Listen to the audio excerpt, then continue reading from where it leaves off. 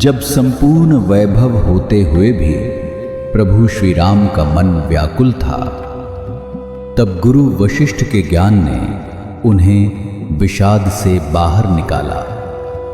सुनिए बकुल जी की वाणी में। जय श्री राम। स्वागत है आप सभी का। और कल हमने देखा था कि जो कुछ है वो यही है, यहाँ से बाहर दूसरा भी कुछ नहीं है, एक ही है। ढूंढने जाए तो दूर नहीं है, पास ही है, लेकिन फिर भी हम पा नहीं सकते।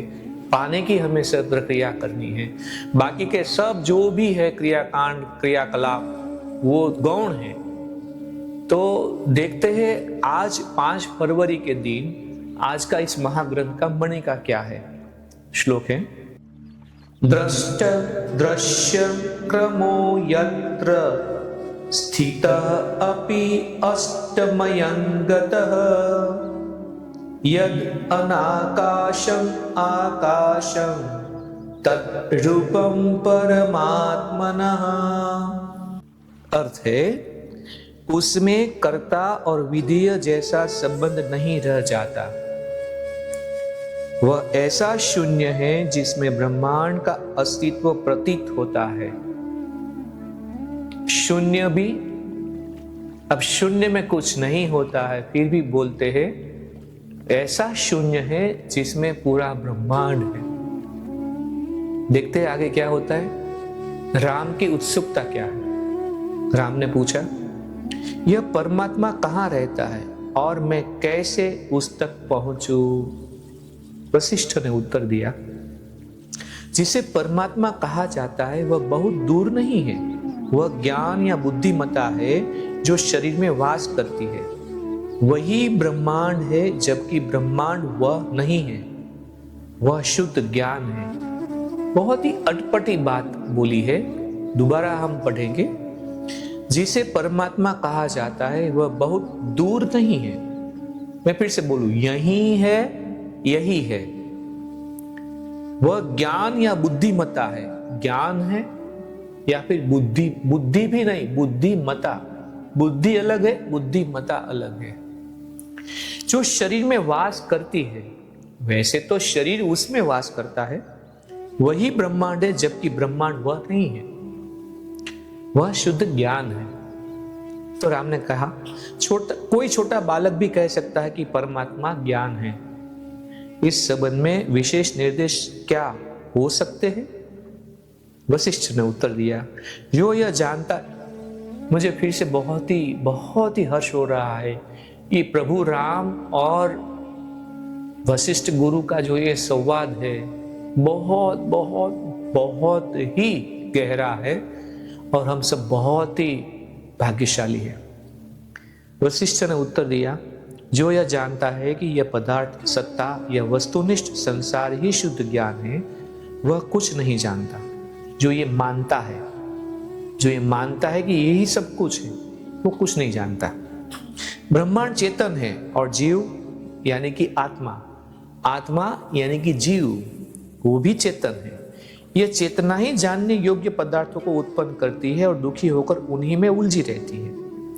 जब जानने योग्य पदार्थों का अंत हो जाता है, तब चेतना का प्रवाह अज्ञात यानी कि शुद्ध ज्ञान की ओर बढ़ता है। तब संतृप्ति होती है और दुखों से पार पहुंचा जाता है। जो ज्ञेय है उसका अंत हुए बिना उसकी ओर से ध्यान पूरी तरह से नहीं हटता। जो ज्ञेय है उसका अंत हुए बिना उसकी ओर से ध्यान पूरी तरह से नहीं हटता। जीव को संसार में अपनी ग्रस्तता की मात्र जानकारी से भी कुछ लाभ होने वाला नहीं, परंतु यदि परमात्मा को जान लिया गया है तो सभी दुखों का अंत हो जाता है। तो राम ने कहा, हे महर्षि, परमात्मा का वर्णन करें। तो वशिष्ठ ने उत्तर दिया, जिसे ब्रह्मांड संबंधी ज्ञान कहा जाता है वह परमात्मा में विलीन हो जाता है। उसमें कर्ता और विधेय जैसा संबंध नहीं रह जाता। वह ऐसा शून्य है जिसमें ब्रह्मांड का अस्तित्व प्रतीत होता है। उसमें ब्रह्मांडीय चेतना भी पर्वत की तरह स्थिर हो जाती है। राम ने पूछा, हमें परमात्मा का बोध कैसे हो, और जिस ब्रह्मांड को हम आज तक वास्तविक मानते चले आ रहे हैं उसे अवास्तविक कैसे जाने?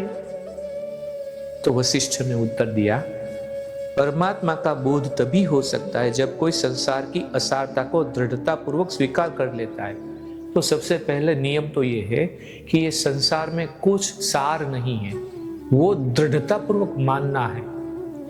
फिर ठीक वैसे ही जैसे वह आकाश की नीलिमा को अवास्तविक मानता है। अब कैसे दृढ़ता कि आकाश नीला दिखता है, नीला है नहीं।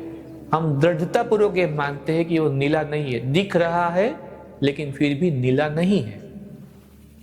द्वैत अद्वैत की पूर्व कल्पना करता है और अद्वैत द्वैत की ओर संकेत करता है।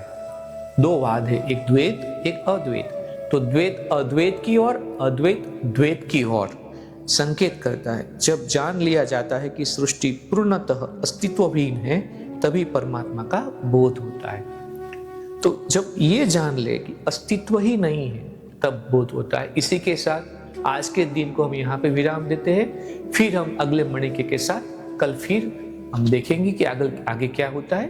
तब तक के लिए जय श्री राम। इस ज्ञान यात्रा में हमारे साथ बने रहने के लिए चैनल को सब्सक्राइब करें और बेल आइकॉन दबाएं।